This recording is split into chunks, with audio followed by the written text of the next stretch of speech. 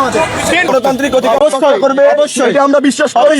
কিন্তু এই চিন্তা করে ভাষণ চালানো বন্ধ ভাই নিজের পছন্দ হলে বাংলাদেশ আমাকে কি কথা বলতে দিবেন? 7ই মার্চ ভাষণ, আমাকে কি কথা বলতে দিবেন? অবশ্যই আপনি কথা বলেন। আমি বলি 7ই মার্চ ভাষণ যদি পাপ হয় বাজানো এই আমি আপনাকে বলতেছি না কোনো ভাষণ পাপ, আমি বলতেছি না কোনো ভাষণ পাপ। আমার এটা করতে পারেন ভাই, কিন্তু এইভাবে নয়েজ পলিউশন করার কোনো দরকার নেই। রোজার মাস তারাবি চলতেছে ভাই, বিশেষ সামনেই মসজিদ তারাবি চলতেছে। তারা বিশেষ দশটা শেষ, আপনি দেখেন মসজিদ কোথায়। আমাকে কি কথা বলতে দিবেন? আমরা শুনেন, আমরা প্রবেশ করছি যতক্ষণ না পর্যন্ত ওই 18 স্টেশনের ফিজিক্সের শিক্ষার্থী সৈকতকে বের করে দেওয়া যায়। অবশ্যই আমরা প্রবেশ করছি। এখানে আমি ব্যক্তিগতভাবে তাদেরকে চিনি না, দুজন এসেছিল, তারা আমাদের বলল যে এখানে বঙ্গবন্ধুর ভাষণ শুনতে পাবে।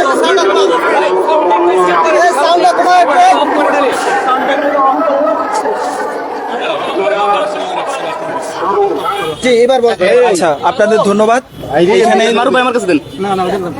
এইখানে দুজন এসেছিল, তারা আমাদের বলল, ইভেন আমাকে আক্রমণাত্মক সুরে বলল যে এখানে বঙ্গবন্ধুর ভাষণ বাজানো যাবে না।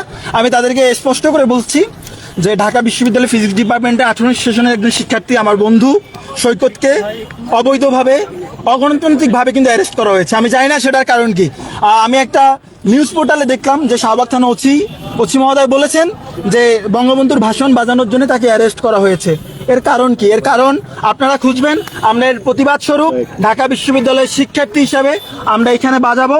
আর আমি একটা কথা স্পষ্টভাবে বলতে চাই, যতদিন পর্যন্ত বাংলাদেশ থাকবে ততদিন পর্যন্ত একজন বাঙালি হিসাবে আমরা বঙ্গবন্ধুর ভাষণ ইচ্ছে মতো কারোর অসুবিধা না করে বাজাবো। এবং আজকে যেহেতু 7ই মার্চ, সেহেতু আমরা বাজাবোই। বঙ্গবন্ধু আমাদের হৃদয়ে আছে, বঙ্গবন্ধু 1000 বছর ধরে বাঙালির হৃদয়ে থাকবে। আপনাদের সবাইকে ধন্যবাদ। যাকে গ্রেফতার করা হয়েছে সে ছাত্রলীগের সঙ্গে জড়িত, সে বিষয়ে কিছু বলতে পারছি না। সে ছাত্রলীগের সাথে জড়িত না, সে জুলাইয়ের যে আন্দোলন ছিল সে আন্দোলনও করেছে এবং সে বিভিন্ন ফুটেজ আছে। তাহলে আপনি কেন বলতে পারবেন না? সে শহীদুল্লাহ হলের, আমি জগন্নাথ হলের। তাই আপনাদের সবাইকে ধন্যবাদ।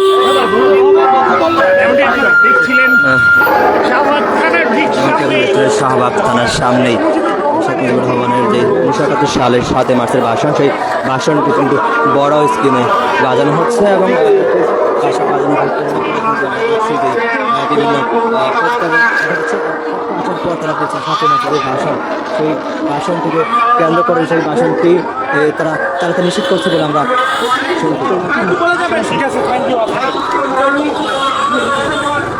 ভাই কেউ ধন্যবাদ।